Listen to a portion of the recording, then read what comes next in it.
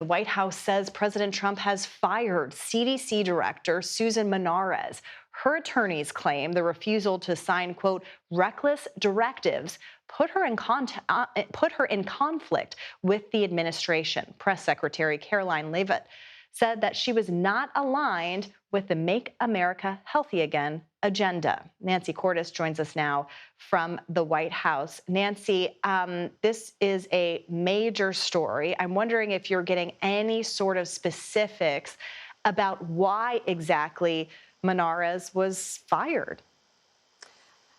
Hey, Caitlin. Yeah, well, it's become pretty clear that she clashed with her direct boss, the Secretary of Health and Human Services, RFK Jr., over vaccines. He is a well-known vaccine skeptic. He ran an anti-vaccine organization. He has made it clear that he wants to change vaccine policy in this country, and the road to do that runs right through the CDC.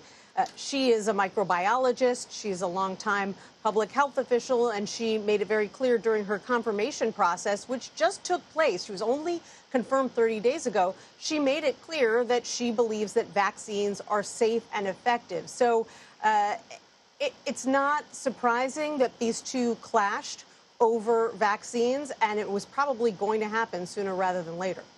Yeah, Nancy, I remember that confirmation hearing because it was just about a month ago. So she hasn't been in this job for very long at all. I know some members of Congress, including a prominent Republican, also has some questions about this.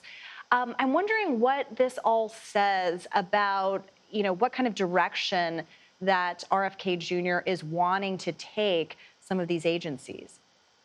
Well, he said today that the CDC is a troubled agency, that it needs more changes at the top, and that those changes are necessary in order to restore it to its former glory. So it's pretty clear that he would like to see more people at the top of the organization depart.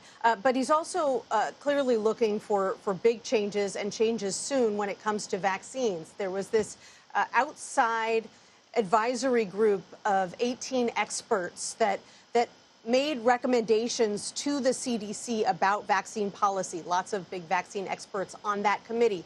He let all of them go. He created a new committee of 8 individuals, several of whom are vaccine skeptics. And that committee is supposed to meet next month. Well, you pointed out that there are some questions on Capitol Hill, first and foremost from Bill Cassidy. He is the chair of the Senate Health Committee. He is a Republican. He is a doctor. And he put out a really interesting statement just in the past 24 hours calling on RFK Jr. to postpone that meeting because, listen to this, he said, serious allegations have been made about the lack of scientific progress, and that if this meeting proceeds, any recommendations made should be rejected as lacking legitimacy. Cassidy, as you'll recall, Caitlin, had big misgivings about RFK Jr. during his confirmation process, but ultimately voted for him after RFK Jr. insisted that he would not pursue an anti-vaccine agenda.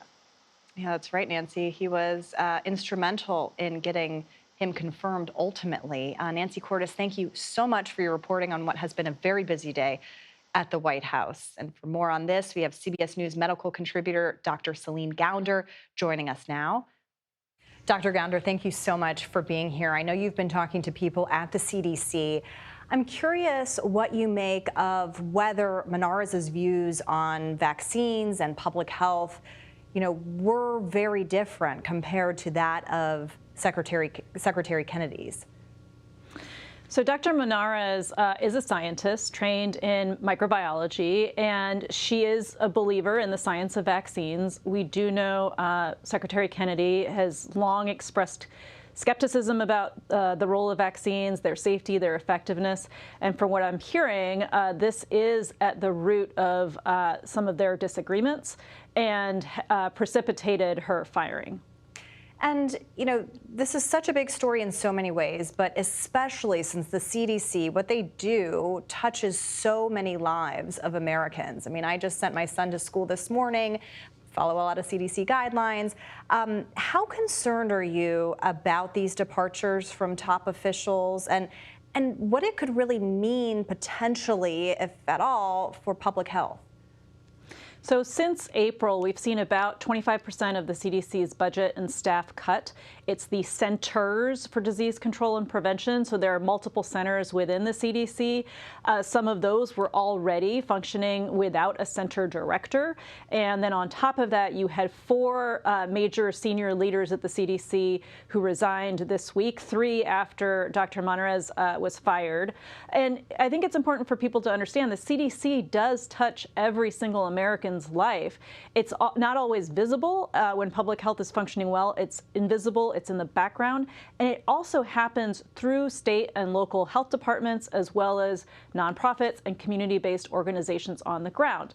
75% of the CDC budget gets filtered through those state and local health departments, those nonprofits, those community-based organizations. So you may not even realize it's the CDC that's providing the technical support, that's providing the funding, but they touch everything from birth defects to cancer to diabetes and heart disease to smoking, TB and STDs and HIV, hepatitis, vaccines, respiratory infections, falls, drownings, and the list goes on and on and on. So this really is going to have an impact on every single American's health and their well-being. And just to take a step back, Secretary Kennedy has been in this position for just a few months now. But in your view, how has he reshaped these agencies in his image?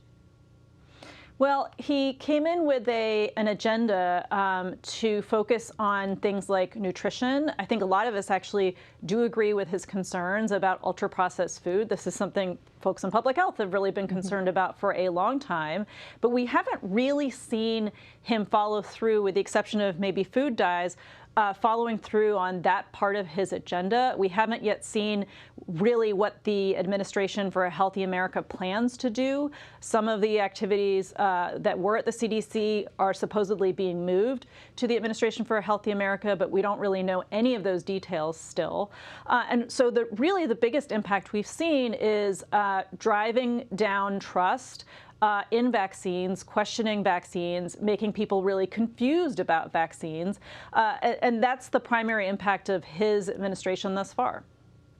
Well, I know a lot of questions still need to be answered about this particular instance, but Céline Gounder, Dr. Céline Gounder, we're so grateful for your expertise. Thank you for your time.